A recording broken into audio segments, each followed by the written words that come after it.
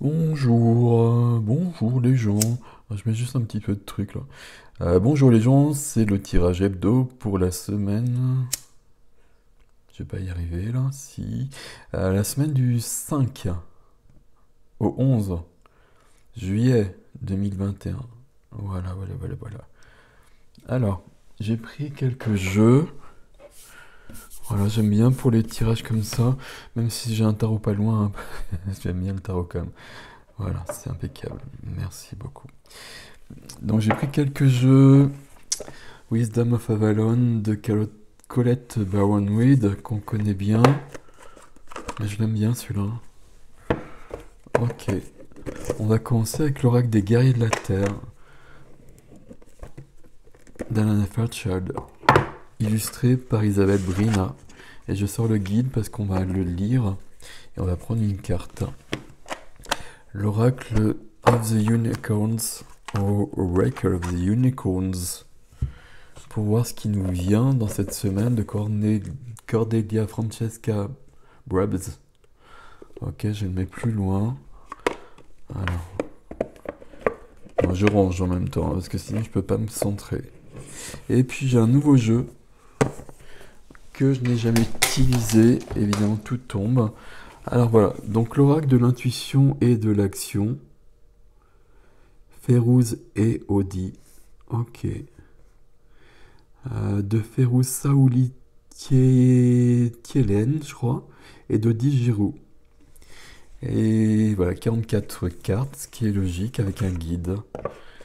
Et je l'ai acheté celui-ci parce qu'il me semblait très joli. On va voir s'il fonctionne. Enfin, on va voir s'il fonctionne. S'il fonctionne pour moi surtout. C'est ça qui... Voilà. Alors, on va d'abord prendre une carte ici. Pour voir quelle énergie...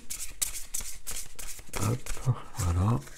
Quelle énergie est présente cette semaine, quelle énergie gouverne en quelque sorte. Hop. Ok. Alors, Iyaka, sorcière de lumière.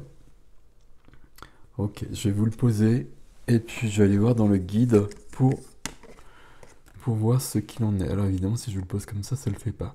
Alors vous êtes beaucoup trop haut, comment ça se fait? J'ai encore mal réglé le truc, c'est pas grave. C'est la carte 40.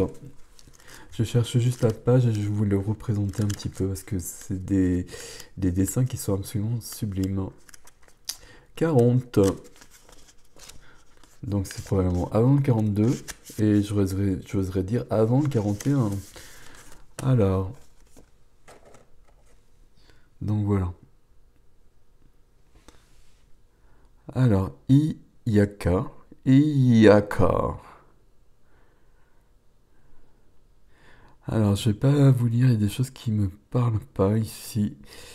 Il y a des idées que j'aime pas ici, c'est assez rare dans ces jeux-là. Ça parle de protection.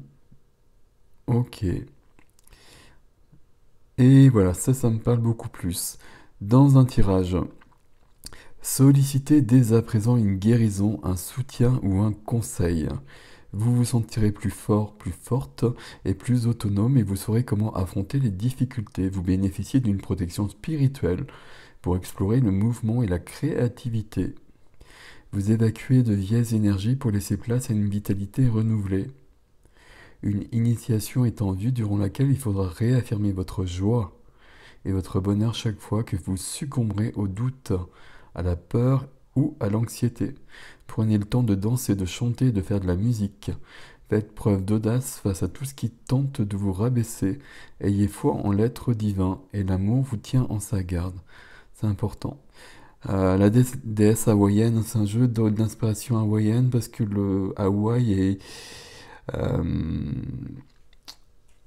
est posé, je sais pas quel terme employer, sur les terres de la Lémurie. Donc il y a des choses comme ça, des savants ancestraux qui sont diffusés à travers la culture hawaïenne.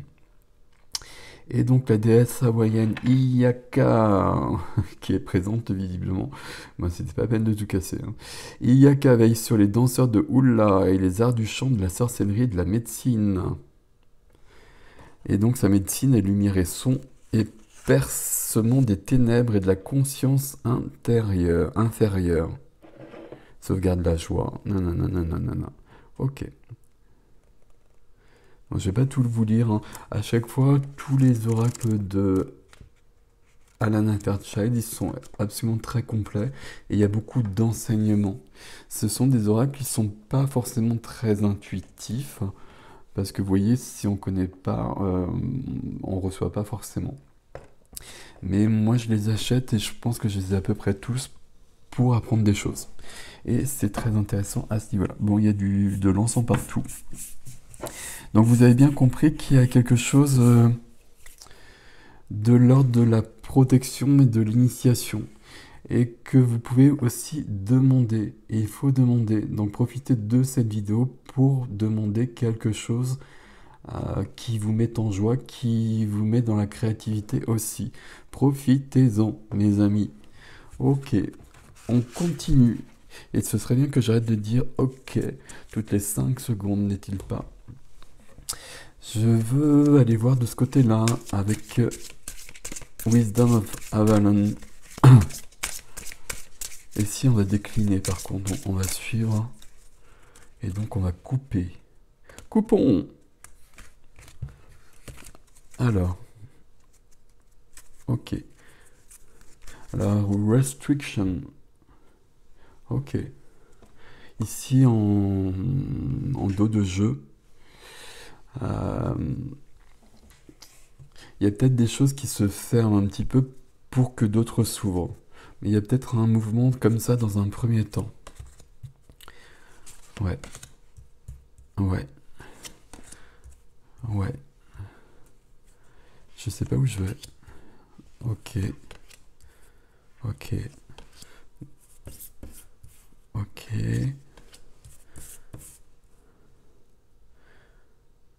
Ça c'est bon. Je sais pas s'il y en a d'autres. Non, c'est fini. Ok. Très bien. Alors ici, avec le cerf, il est question de s'affirmer. Qu'est-ce qu'il y a de marqué dessus? Il est question de fierté, de leadership. Il est question de s'affirmer surtout.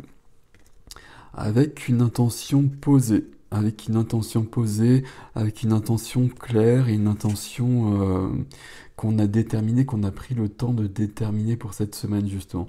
Et demander à Iaka de vous aider par rapport à ça. L'araignée nous parle bien aussi à nouveau, comme cette personne ici, de créativité. Oui, de créativité, l'araignée elle est très subtile avec sa toile, c'est vraiment une artiste à ce niveau-là. Donc quand l'araignée arrive, ça parle souvent de créativité, de talent, de possibilités. Et peut-être de possibilités qu'il faut aller explorer. Peut-être il y a des envies qui n'ont jamais été explorées, donc on va aller les explorer.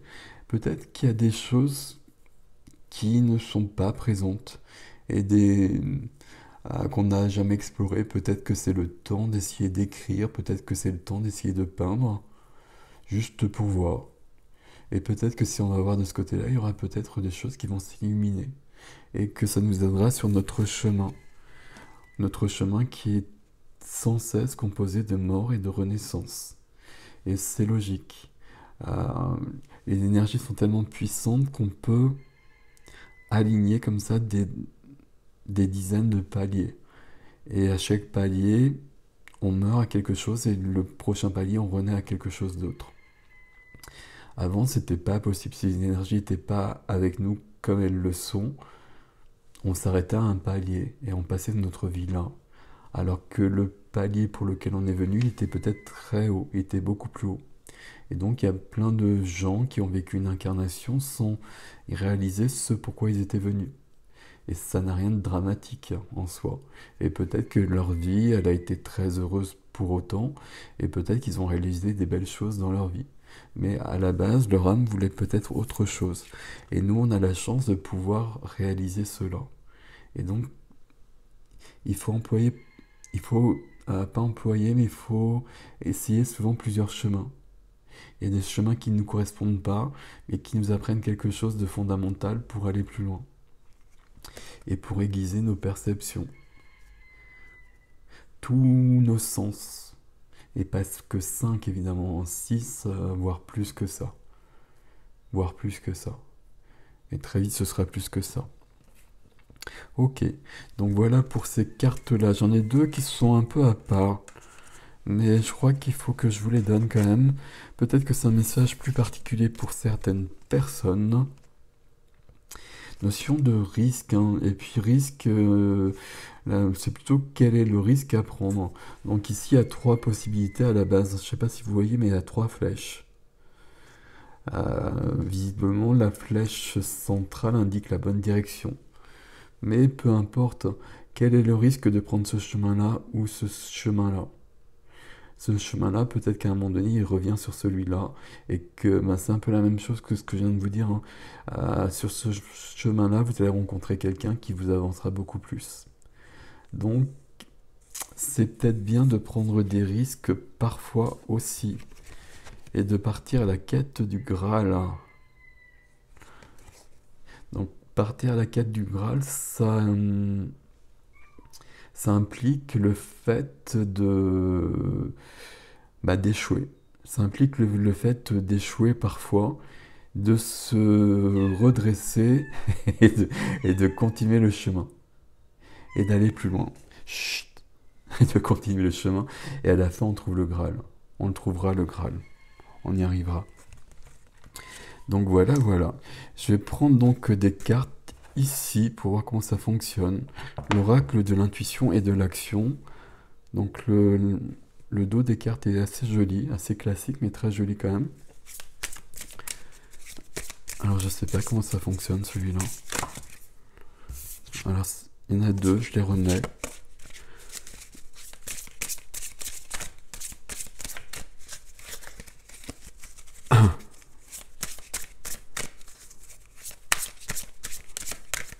Il y a toujours une émotion quand on prend un nouveau jeu.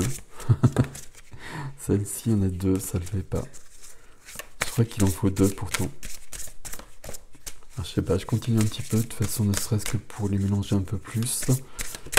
Voilà. Ok, d'accord.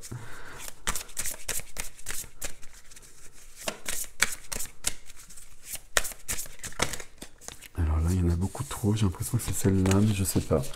Donc on continue.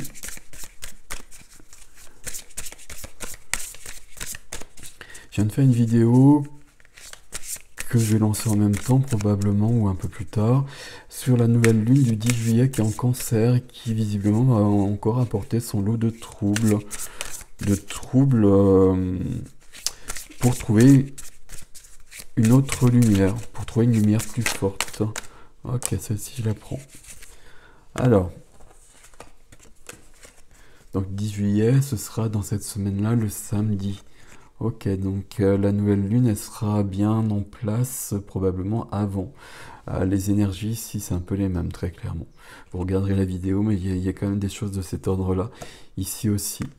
La bonne décision, discernement, et puis se poser, formuler ses vœux, poser ses intentions, savoir ce que l'on souhaite. C'est pas si simple que ça de savoir ce que l'on veut vraiment. Et donc, il faut toujours s'arrêter à un moment donné, puis se recentrer, et très régulièrement. Et à partir du moment où on sait ce que l'on veut, on peut poser des décisions par rapport à ça, des actions. Et ce seront toujours les bonnes. Si on n'est pas posé, si on n'est pas centré, les décisions, probablement, elles ne seront pas les bonnes. Donc on prend du temps. Il faut du temps un peu pour tout quand même. Et puis l'énergie d'action. Donc comme vous le voyez, ce sont des cartes qui sont assez jolies, hein, voire belles. Énergie d'action. J'ai presque envie de vous dire ici que le plus important pour l'instant et pour cette semaine, c'est peut-être de prendre des décisions, de savoir quelle décision prendre. Et de demander donc de l'aide comme on l'a demandé, comme on l'a conseillé au départ, pour pouvoir prendre les bonnes décisions. Il me semble que l'énergie d'action ne sera pas présente dans cette semaine-là. Donc, l'action, c'est déjà de poser des décisions. L'action viendra par la suite. J'ai l'impression que ça va être un peu chahutant peut-être. Donc les actions seront peut-être plus difficiles à mettre en place. C'est pas grave. On peut les programmer. On peut déjà les projeter si on ne peut pas les réaliser. Et puis on a bien cette notion d'être centré, hein, d'être centré sur ce que l'on veut, d'être précis, d'être aligné. C'est un terme que j'emploie tout le temps parce que c'est la clé de tout. Donc voilà les gens, voilà les gens, voilà les gens. J'aime bien ces cartes, c'est cool. Et celles-ci sont absolument magnifiques, hein. Voilà, c'est juste un petit chef-d'œuvre à chaque fois. Donc on pourrait les regarder pendant des heures. Il faudrait que ce soit beaucoup plus grand parce qu'il y a quand même des détails un petit peu partout. Voilà, voilà, prenez soin de vous, passez une bonne semaine et je vous dis à très bientôt. Salut!